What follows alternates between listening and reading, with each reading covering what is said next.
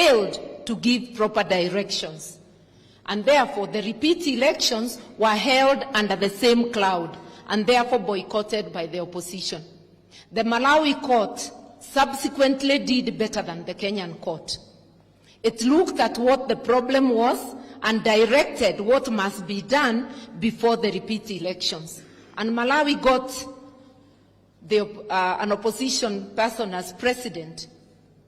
2022 in Kenya, the court failed to give justice.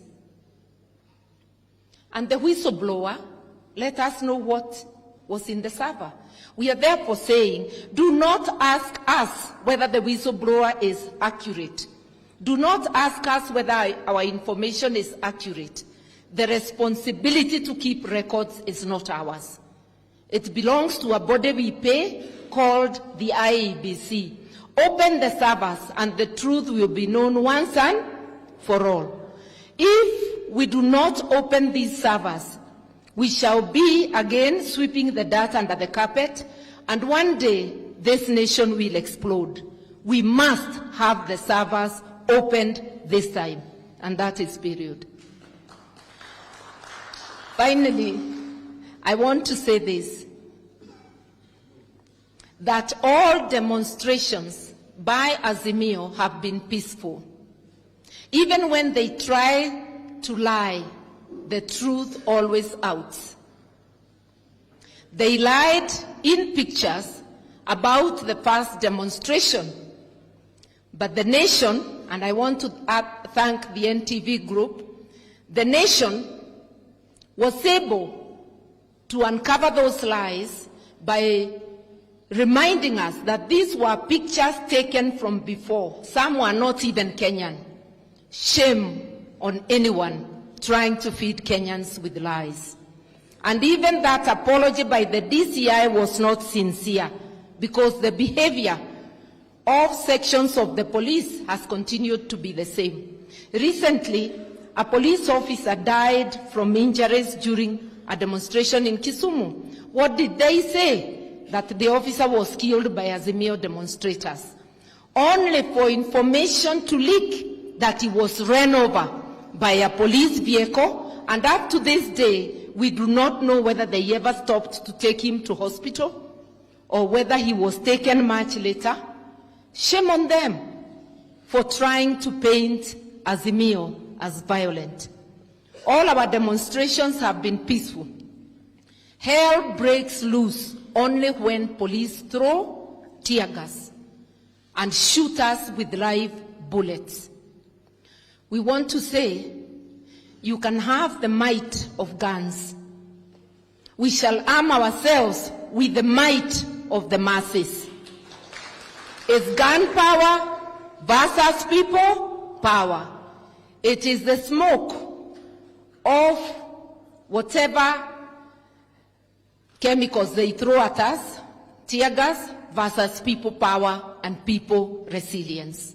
Recently, in Tharaka Nithi, Chuka, they killed the Boda Boda chairman. It was not an Azimio demonstration. But because they had given instructions that all demonstrations are outlawed, it's as though they changed the constitution in their dreams. They used the same force they were using on Azimio on the residents of Tharaka Nithi who were demonstrating, resulting in 2 deaths. I want to appeal to our police, and I know a majority of them are professional. For the few wayward ones, stop using excessive force on fellow citizens. Stop obeying illegal orders. Treat citizens the way you treat your employer. They are the people paying you. So finally, Zain should have been here to hear me say finally twice. I want to say that we will win because we stand for the truth. Hata hatujipigi kifua kusema ati tuko na results. Hizi ndizo results. Tunasema fungua server which will separate wheat from chaff. We realize the nation belongs to us all. And for those calling us names, please don't turn our country to nchi ya wakosa adabu. Refer to people in a proper way. Show maturity and leadership, not immaturity and conmanship. Let the people go. Let Kenyans go from the clutches of evil, from the clutches of injustice, and let the social justice that is being demanded here today thrive.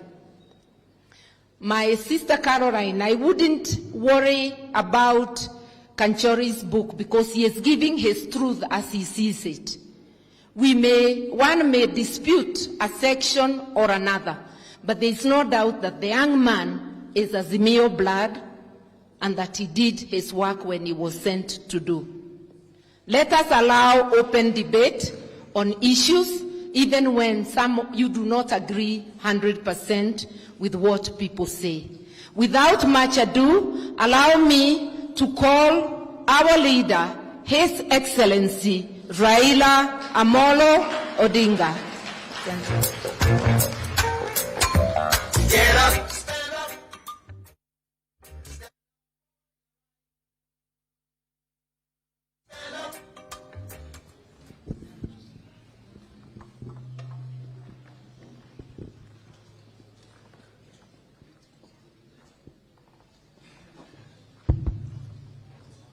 Hey.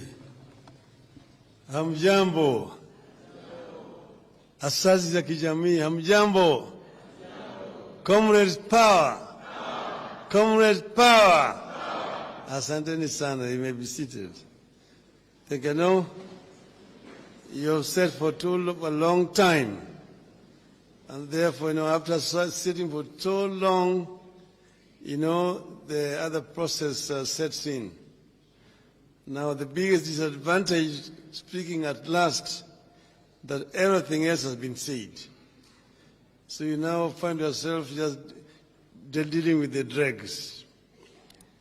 But let me first begin by thanking members of the civil society, members of the university fraternity, and our students for coming here in such large numbers.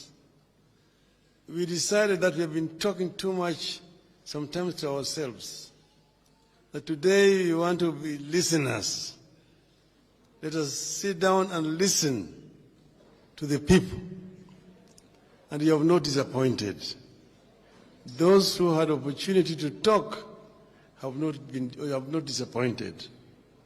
And we take it that those who have spoken is a representative sample of this audience which is here today. And therefore, I'm going to just tell you what we ourselves had agreed as leadership of Azimio to be our common position. This is not just my stand, it is the Azimio leadership stand. And then I will finish by just saying a few things at the end of it. Okay? But here, as Ongwen said, and Eugene has remembered, we are in holy grounds here at Fungua House. Many, many ideas have come from this holy place, which have actually contributed to change of lives of the people of our country. Fungua, sometimes we remember with nostalgia where we came from. Eugene has told you we used to be here with our parents who have since left us. And they told us how they organized themselves to fight against colonialism and how independence was achieved. At that time, Kenya was facing one of the most entrenched dictatorships in our history. But we were able to basically tame that dictatorship. So nothing is impossible with the people power. If the people are determined, there's nothing that can stop them from achieving what they want to achieve.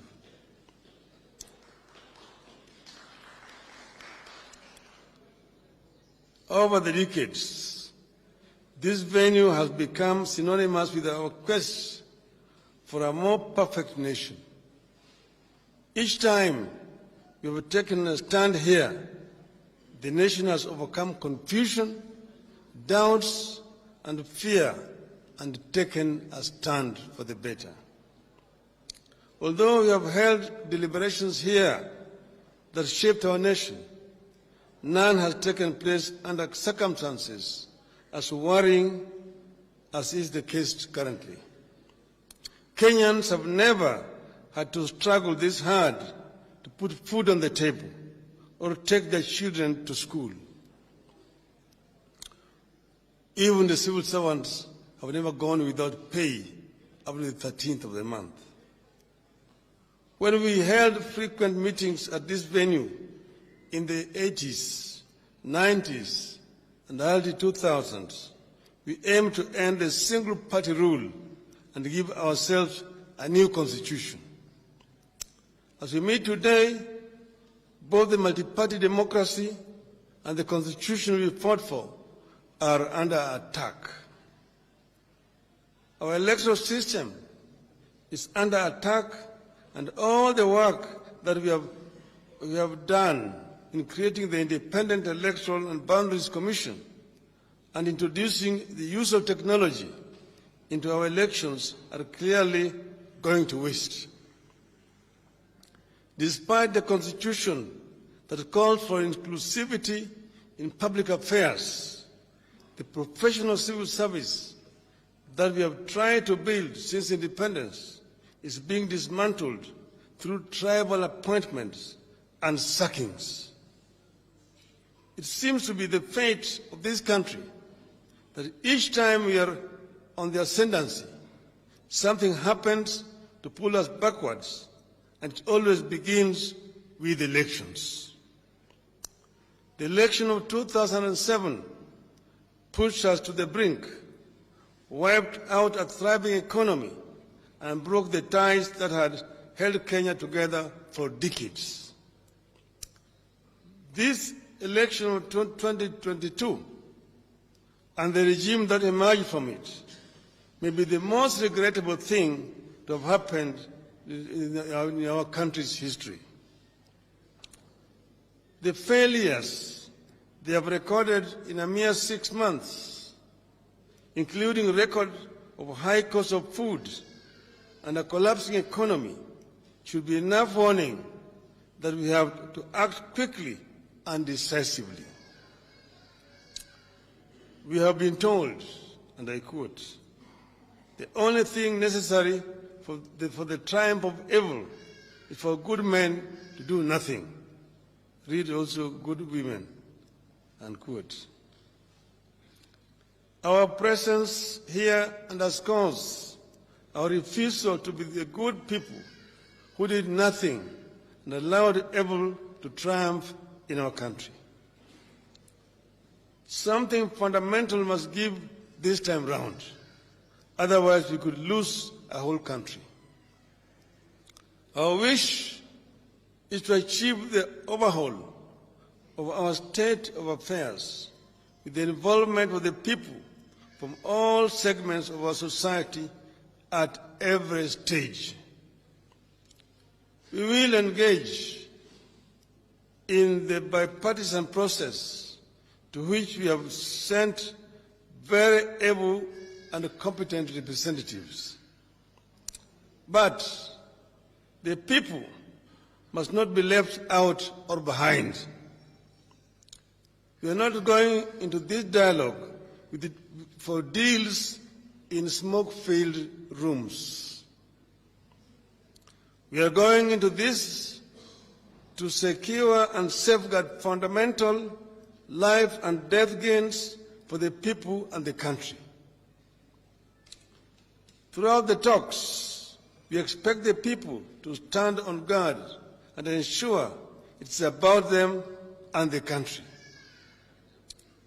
That's why we are gathered here today, so that people can consult and engage and be watchful.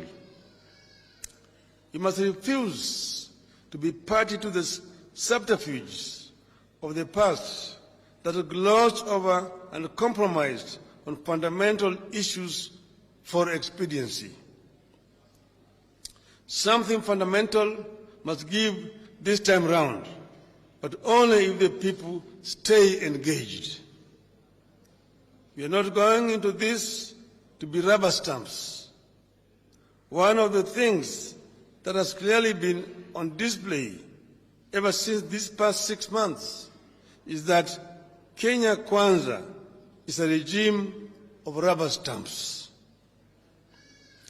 Subsidies are being removed from food, fuel, electricity, and school fees, exposing people to suffering, and Kenya Kwanza rubber stamps it as okay. They know there was an order for the opening of the IB servers, but the rubber stamp is as okay the refusal to open the servers. They know the buying of MPs to switch sides undermines our hard-won multi-party democracy, but they still rubber stamp it as okay. People are being appointed to and sacked from the civil service on tribal lines, but Kenya Kwanza rubber stamps it as okay. You have not agreed to participate in the bipartisan process to be another rubber stamp for Kenya Kwanza. That has to be understood from the outset. Should the talks falter or bear no fruit because of the grandstanding, lack of openness, lack of honesty, and intransigence